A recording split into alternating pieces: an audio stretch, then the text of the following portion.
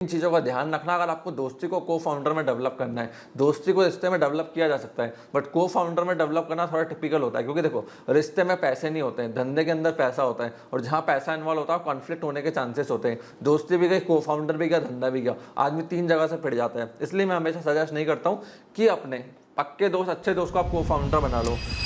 नमस्कार दोस्तों, सोनीस विजन में आपका स्वागत है। आप लोगों ने मेरे कमेंट सेक्शन के अंदर क्वेश्चन पूछा था कि सर हमें को फाउंडर हायर करना है, और बहुत सारे क्वेश्चन हमने रिगार्डिंग को फाउंडर मेरे से पूछे कि सर मेरा दोस्त है, मैं उसको को फाउंडर बना लूं। देखो फ्रेंड्स, अगर आप आज के टाइम में धंधा कर रहे हो, धंधे को बड़ा करना है ना, तो अपने दोस्त को फाउंडर मत बनाना। बना रहे हो तो वीडियो के अंदर एक्सप्लेन कर रहा हूँ, इन चीज़ों का ध्यान रखना। अगर आपको दोस्ती को फाउंडर में डेवलप करना है, दोस्ती को रिश्ते में डेवलप किया जा सकता है, बट को फाउंडर में डेवलप करना थोड़ा टिपिकल होता है, क्योंकि देखो रिश्ते में पैसे नहीं होते हैं, धंधे के अंदर पैसा होता है, और जहाँ पैसा इन्वॉल्व होता है कॉन्फ्लिक्ट होने के चांसेस होते हैं। दोस्ती भी गई, को फाउंडर भी गया, धंधा भी गया, आदमी तीन जगह से पिट जाता है। इसलिए मैं हमेशा सजेस्ट नहीं करता हूँ कि अपने पक्के दोस्त, अच्छे दोस्त को आप को फाउंडर बना लो। देखो, जिनके साथ व्यापार करो उनके साथ दोस्ती मत करो, जिनके साथ दोस्ती करो उनके साथ व्यापार मत करो। सिंपल सा लाइफ का एक रूल बना लेना। अब क्यों आपको टू पर्सनल रिलेशन अपने को फाउंडर टीम के साथ अवॉइड करनी चाहिए? पहले अकाउंटेबिलिटी करती है। अगर आपका दोस्त ही आपका को फाउंडर है, बिजनेस का हेड है, तो अकाउंटेबिलिटी कभी आती ही नहीं है। वो बोलेगा चलो थक रहे हैं, मूवी देखने चलते हैं, गाने सुनते हैं, थोड़ा कॉफ़ी पीते हैं, बड़ी प्रॉब्लम होती है। पावर का इम्बैलेंस बहुत ज़्यादा होता है, फिर वो सर पे चढ़ते भी कई बार प्रॉब्लम क्रिएट हो जाती है। इसलिए दोस्त को फाउंडर बनाना नहीं, और को फाउंडर को सर पे चढ़ाना नहीं, इस चीज़ का ध्यान रखना। अब टू बॉसी भी नहीं हो सकता आप को फाउंडर के साथ। क्यों? ओनरशिप फीलिंग चली जाएगी। आपको उसको थोड़ी फ्रीडम भी देनी है, रिस्पॉन्सिबिलिटी भी देनी है, ताकि वो बंदा प्रॉपर्ली वर्क करता रहे, चलता रहे। अब प्रैक्टिकल फ्रेमवर्क दे रहा हूँ। अगर आप किसी जानने वाले को फाउंडर बना रहे हो, तो पहली चीज़ डॉक्यूमेंट करो, रोल, टारगेट, प्रॉफिट शेयरिंग।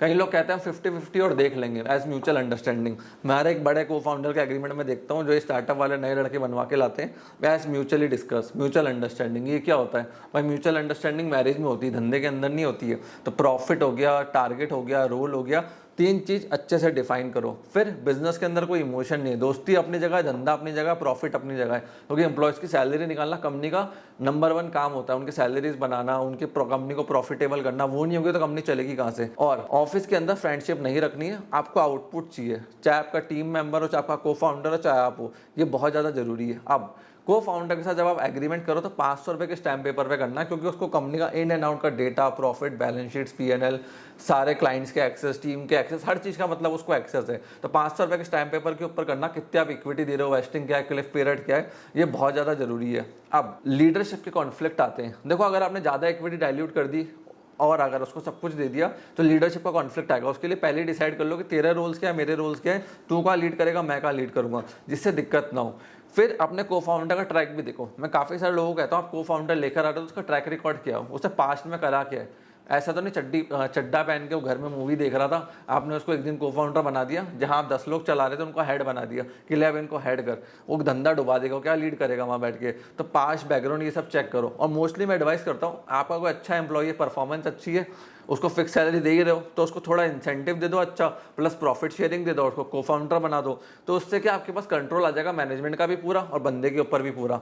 ठीक है। अब क्वेश्चंस मैं आपके पिक कर रहा हूँ जो आपने कमेंट सेक्शन के अंदर लिखे थे। एक पहला क्वेश्चन है, सर किसी बंदे पे भरोसा कैसे किया जा सकता है को फाउंडर बनाने के लिए? देखो, उसके पास्ट रिकॉर्ड को आपको चेक करना पड़ेगा। पास्ट मैटर, इस चीज का ध्यान रखना। काफी सारे कोट्स चलते हैं सोशल मीडिया पे कि पास्ट मैटर नहीं करता, बट को फाउंडर के टाइम पे पास्ट मैटर करता है। को फाउंडर मैरिज से बड़ी चीज है। पूछो क्यों? मैरिज में तो आप वाइफ के साथ या हस्बैंड के साथ रात को सो जाओगे, को फाउंडर के साथ सुबह 7 बजे से लेकर रात को 10 बजे तक आप एक्टिव रहोगे, बात करोगे, बिजनेस के कॉन्फ्लिक्ट्स हो गए, इश्यूज हो गए, ग्रोथ हो गई, सबको साथ में देखना है। तो को फाउंडर बहुत ज़्यादा जरूरी होता है जब आप किसी भी बंदे को लेकर आ रहे हो। तो उसको भरोसा करने के लिए उसका बैकग्राउंड वेरिफिकेशन पूरा करो, पास्ट परफॉर्मेंस देखो, नहीं तो 1 साल कंपनी में रख के देख लो। अब क्या 1 साल आपने उसके साथ काम करा, एक किसी के साथ घूमना फिरना, मस्ती करना, और एक एक्चुअली में कहते हैं ना वॉर जोन में काम करना, वो डिफरेंट होता है। तो कंपनी में उसकी परफॉर्मेंस क्या है, वो काम कर पा रहा है, नहीं कर पा रहा। अब इक्विटी देने का क्वेश्चन है कि सर इक्विटी कितनी दूं को फाउंडर को? 50-50 कर दूं? भाई ये डेडली कॉम्बिनेशन है, सीधा मर्डर है इसका मतलब। देखो, क्लिफ पीरियड डालो, वेस्टिंग पीरियड डालो। 50-50 क्या होता है भाई? कभी भी डिस्प्यूट हुआ,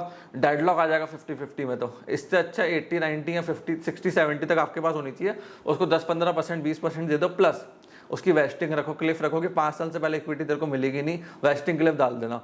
तीसरा क्वेश्चन है कि सर रोल्स रिस्पॉन्सिबिलिटी डिवाइड कैसे करें। देखो आप अपनी स्किल देखो, उसकी स्किल देखो, वो स्किल में किस में अच्छा है, टेक में अच्छा है, मार्केटिंग में अच्छा है, सेल्स में अच्छा है, फाइनेंस में अच्छा है, जो है कंप्लीट डेलीगेट करो, बाकी डिपार्टमेंट अपने पास रख लो। अब जैसे सेल्स में तो उसको एक चीज बोलो कि हर महीने सेल्स के नंबर बढ़ने चाहिए, हर साल सेल्स के नंबर बढ़ने चाहिए। टेक के अंदर है, मार्केटिंग के अंदर तो लीड्स के नंबर बढ़वाओ। ऐसे करके आप उसका क्लियर जेडी उसको दो, टारगेट उसको दो, प्रॉफिट शेयरिंग या सैलरी सब क्लियर बताओ। चौथा क्वेश्चन आया कि सर को फाउंडर फुल टाइम काम करेगा, साइड हसल करेगा। भैया देखो, अगर फिक्स सैलरी दोगे तो फुल टाइम काम करेगा, प्रॉफिट शेयरिंग पर रखोगे तो मन होगा तो 12 बजे आएगा, 2 बजे आएगा, 3 बजे आएगा, सुबह 10 बजे भी आ जाएगा, सुबह 7 बजे भी आ जाएगा, रात को 10 बजे भी आ जाएगा, उसका मन है। जब आप प्रॉफिट शेयरिंग पे उसको रखा हुआ है तो फिक्स सैलरी के ऊपर रखो, उसको इंसेंटिव दो, प्रॉफिट शेयरिंग दो, प्लस जेडी दो क्लियर टारगेट के साथ। अब लीगल एग्रीमेंट बनाना चाहिए, जी हाँ भैया लीगल एग्रीमेंट बनाना चाहिए। को फाउंडर धंधे के लिए आ रहा है और धंधे में डिस्प्यूट पहले पैसों के चक्कर में हो जाते हैं, तो इक्विटी स्प्लिट का को फाउंडर एग्रीमेंट में आएगा, रूल्स का आएगा, वेस्टिंग का आएगा, एग्जिट टर्म के ऊपर आएगा, आईपी ओनरशिप, क्योंकि आप दोनों कंपनी बना रहे हो तो ट्रेडमार्क जो किसके पास रहेगा, ओनरशिप किसके पास रहेंगे, आईपी की। नॉन कम्पीट क्लॉज आएगा, नॉन सॉलिसिटेशन क्लॉज आएंगे, ये सारे क्लॉज आएंगे।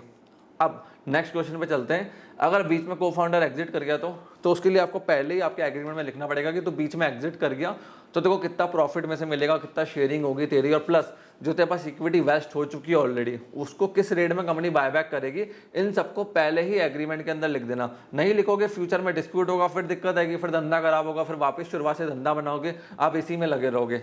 ठीक है, इन चीज़ों का ध्यान रखना, तभी आप अच्छे से धंधे को चला पाओगे, को फाउंडर्स को ला पाओगे और डिस्प्यूट फ्री रह पाओगे। फ्रेंड्स, मैं आशा करता हूँ कि काफ़ी सारे डाउट्स इस वीडियो से सॉल्व होंगे। अगर फिर भी मन में डाउट्स क्वेश्चन रह गए तो कमेंट सेक्शन ओपन है, कमेंट सेक्शन के अंदर कमेंट कीजिए, मैं डेफिनेटली उसके ऊपर वीडियो लेकर आऊँगा। आपने इस वीडियो को यहाँ तक देखा, हम लोगों को इतना प्यार सपोर्ट दिया, उसके लिए धन्यवाद।